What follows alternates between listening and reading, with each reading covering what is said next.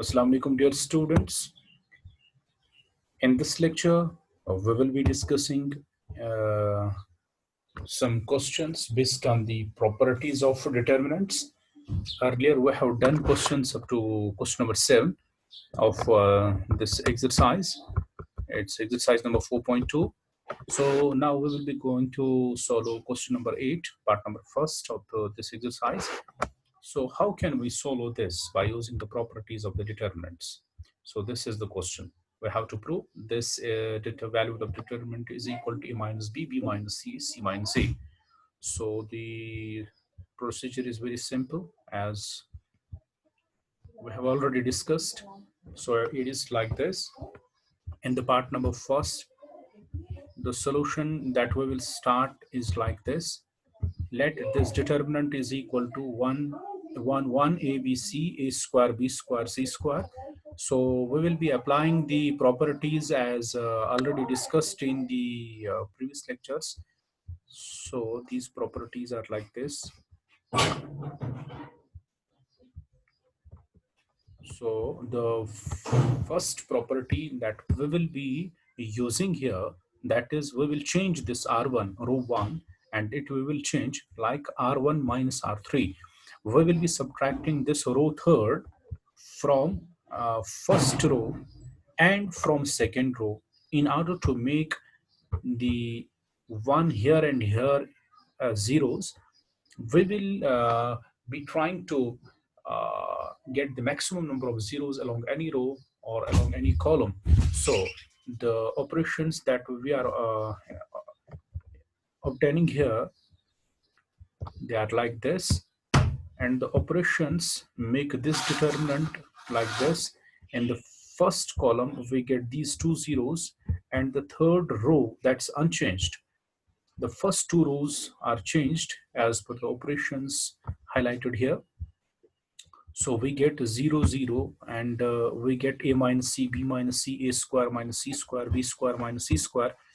And now here it is a minus c, it is a square minus c square. A square minus c square can be broken into two product terms. So it will be a minus c into a plus c. So a minus c and a minus c, that can be taken common in the first row, and b minus c can be taken common in the second row. What remains behind, they are like these. Firstly, we will be taking here, it is c minus a common because we have to obtain c minus a. So it will be minus 1 and it will be minus a minus c. So it is 1 here, it is b plus c, it is 1 c c square. Now we will be doing one more operation. What is that operation? Here it is 1, it's minus 1. We will be adding these two. So r1 will be changed to r1 plus r2. Very simple. So we will get 0 here, and we obtain here minus a plus b. Simply we are changing r1. Rest all entries in the determinant are unchanged. Now we get the determinant like this. After that, what we want to do, we will take this a minus b minus a common from this. Why? Because b minus, here it is 0, here it is 0, we can take b minus a common, or a minus b. Let's take a minus b common. Here it will be minus 1. What remains behind, that is here in the determinant. Now we will expand it along that row or column which contains maximum number of zeros.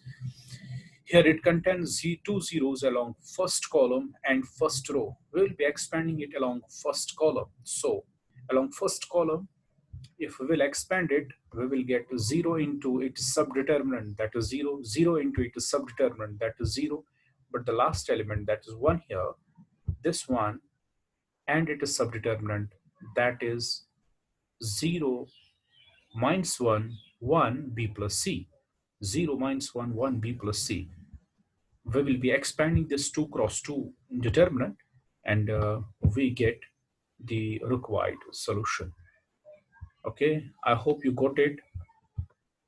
On the same line, so we can solve this next part, although it is in cubic form and third row is in cube, but there's no problem. We have to simply use the formula for cubes, and Rest all the operations are the same. You can see the solution from this page. I have written it here. It is in the highlighted text. Hope you will get it. Okay. So I hope you got these questions, and all the questions that are based on the properties of determinants will be solved in the same manner. Hope that you are getting